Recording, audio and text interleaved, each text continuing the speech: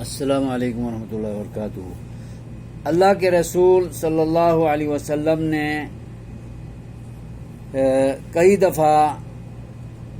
صحابہ میں قربانی کے جانور تقسیم کیے تھے، اور یہ ایک اسلامی رواج قائم کیا تھا کہ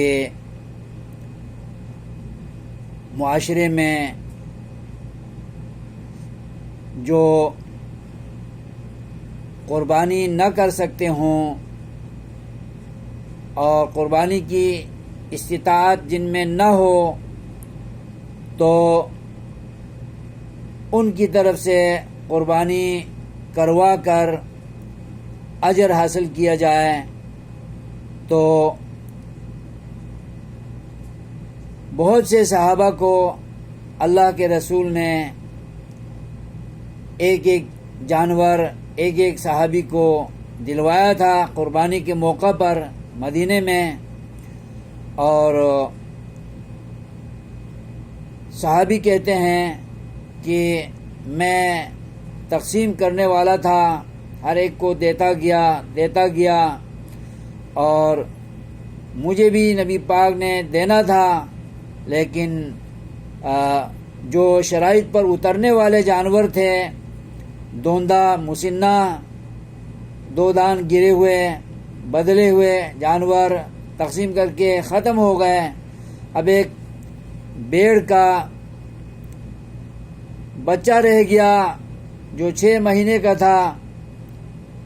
اور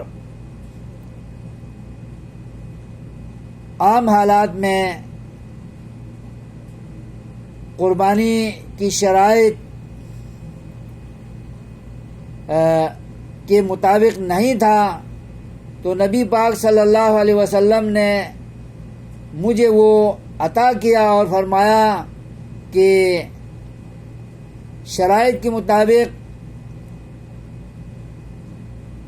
دوندہ بکری میں سے، بکرے میں سے، بڑے جانور میں سے، عمر پوری کرنے والے جانور میں سے اگر میسر نہ ہو تو بھیڑ کی نسل سے 6 مہینے سے لے کر 11 مہینہ تک کی عمر کا جانور بھی قربانی میں ذبح کیا جا سکتا ہے، اللہ اسے بھی قبول کرے گا۔ تو کہنے کا مطلب یہ ہے کہ صحابہ میں قربانی تقسیم کرنے کا اور قربانی کرانے کا ایک رواج نبی پاک نے قائم کیا تھا، اور آپ صلی اللہ علیہ وسلم نے بیت المال کی طرف سے دیا تھا۔ تو حکومتیں بھی اس میں توجہ دیں، امیر لوگ بھی توجہ دیں، آسودہ حال بھی اپنی طرف سے کئی قربانی کرنے کے بجائے ماحول کے تنگ دست لوگوں کی طرف سے قربانی کرا کر نبی صلی اللہ علیہ وسلم کی اس قربانی کی تقسیم کی سنت پر عمل پیرا ہو کر اللہ کے ہاں سرخرو ہونا چاہیے، اور نبی کی سنت پر عمل کریں گے تو ہم سنی ہیں، سنت والے ہیں، اور سنت کو ادا کرنے سے سنی بنتے ہیں، نام رکھنے سے سنی نہیں بنتے، بلکہ سنی سنت سے ہے، اور نبی پاک کے طریقے کو سنت کہتے ہیں، اور نبی کی پسند کو سنت کہتے ہیں، نبی کے عمل اور گفتار کردار کو سنت کہتے ہیں۔ چنانچہ ہمیں سنی اگر بننا ہے، سنت والے بننا ہے، نبی کے طور طریقے پر چلنے والے بننا ہے، تو پھر نبی نے قربانیاں تقسیم کروائی تھیں بیت المال سے، اپنی جیب خاص سے، تو ہمیں بھی اضافی قربانی اپنی طرف سے کرنے کے بجائے غریب غربا کی طرف سے نبی کریم صلی اللہ علیہ وسلم کی اس نیکی کے انداز کو اپناتے ہوئے غریب غربا میں قربانی تقسیم کریں، اور ان کی طرف سے اس عظیم سنت کو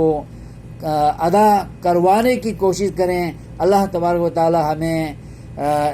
اس طرح کی نیکیاں کرنے اور کرانے کی توفیق، دلچسپی، جذبہ اور ایثار اور اخلاص عطا فرمائے۔ آمین۔ والسلام علیکم ورحمۃ اللہ وبرکاتہ۔